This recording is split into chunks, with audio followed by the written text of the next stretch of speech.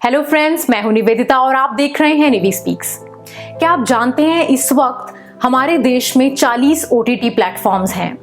जब इतने सारे प्लेटफॉर्म्स हों, इतना सारा कंटेंट बन रहा हो और इतना बड़ा देश हो जहां बहुत सारे विचार, व्यवहार, जाति, संप्रदाय, धर्म, भाषा और आस्थाओं को मानने वाले लोग रहते हैं, तो जो भी देखा और दिखाया जा रहा है उस पर कंट्रोवर्सीज होना भी लाजमी है।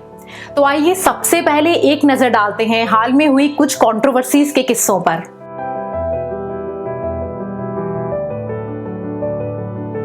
एक वेब शो XXX में कुछ सीन्स किसी को इतने आपत्तिजनक लगे कि उन्होंने एकता कपूर और ऑल्ट बालाजी के खिलाफ कोर्ट में शिकायत दर्ज की। उनका कहना था कि इस सीन में आर्मी ऑफिसर को गलत तरह से दिखाया गया है और ये अपमानजनक है। हालांकि अदालत ने मामले को देखा और बाद में खारिज कर दिया था। अब बात करेंगे AK वर्सेस AK की। इस शो का ट्रेलर इन दिनों आपने बहुत देखा होगा, आपको बहुत इंटरेस्टिंग और एक्साइटिंग भी लग रहा होगा। AK वर्सेस AK मतलब अनिल कपूर बनाम अनुराग कश्यप। दोनों की आपसी गुफ्तगू, अनिल कपूर की बेटी की किडनैपिंग, मार पिटाई, खून खराबा, रोमांच और नाटकीयता से भरपूर नेटफ्लिक्स पर आने वाले शो का ट्रेलर लोगों को पसंद आ ही रहा था कि इसी बीच इंडियन एयरफोर्स ने एक दृश्य पर सख्ती से कहा, वी ऑब्जेक्ट। इंडियन एयरफोर्स का कहना है कि इस दृश्य में अनिल कपूर आर्मी ऑफिसर की यूनिफॉर्म पहने हुए गालियां दे रहे हैं, कुछ अब्यूजिव शब्दों का इस्तेमाल कर रहे हैं। उनकी मांग है कि इन दृश्यों को हटाया जाए, withdraw these scenes. Anil Kapoor एक मंझे हुए अभिनेता हैं, सुलझे हुए कलाकार हैं और हालात की गंभीरता को समझते हुए उन्होंने अपॉलजी के लिए एक ट्वीट भी किया। बताते चलें कि अगस्त के महीने में भी इंडियन एयरफोर्स की ओर से गुंजन सक्सेना अ कारगिल गर्ल फिल्म पर भी आपत्ति दर्ज की गई थी, जहां उनका कहना था कि फिल्म में इंडियन एयरफोर्स के वर्क कल्चर, खासकर महिलाओं के प्रति होने वाले व्यवहार को बहुत गलत ढंग से पोर्ट्रे किया गया है। इस सबके बीच एक मांग रह रहकर सिर उठाती रही है, वो ये कि वेब सीरीज पर भी सेंसरशिप हो। इसे लेकर बहुत सारी बातचीत, बहुत संवाद होता रहा है।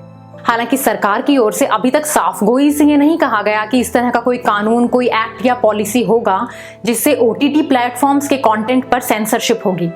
लेकिन ये माना जा सकता है कि आने वाले दिनों में इस तरह की कोई सेंसरशिप बॉडी हो सकती है। अभी स्थिति बहुत साफ नहीं है, लेकिन सरकार की ओर से ये कहा गया कि ऑनलाइन न्यूज और OTT वीडियो स्ट्रीमिंग प्लेटफॉर्म्स पर इंफॉर्मेशन एंड ब्रॉडकास्टिंग मिनिस्ट्री यानी सूचना और प्रसारण मंत्रालय की नजर बनी रहेगी। अगर दूसरे देशों की बात करें तो वहां भी इस तरह के बहुत सारे एक्ट्स और कानून हैं, कुछ नियम मौजूद हैं जिनके बारे में मैं आने वाली वीडियोस में आपको बताऊंगी। अब सरकार के इस रुख को लेकर दो मत हैं। एक जिनका मानना है कि OTT प्लेटफॉर्म्स पर जो कुछ भी दिखाया जा रहा है वो बहुत ही अनकंट्रोल्ड है और उस पर कुछ कंट्रोलिंग, कुछ मॉनिटरिंग की तो जरूरत बनती ही है।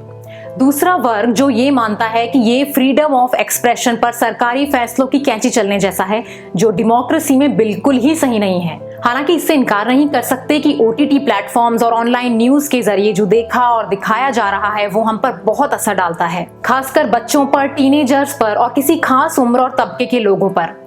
ये भी बहुत बड़ी बहस का मुद्दा है कि हम किसे मॉरल कहें और किसे इमोरल, किसे आप कहेंगे अब्यूजिव, ऑब्सीन और ऑब्जेक्शनेबल। ऐसे में आप क्या सोचते हैं?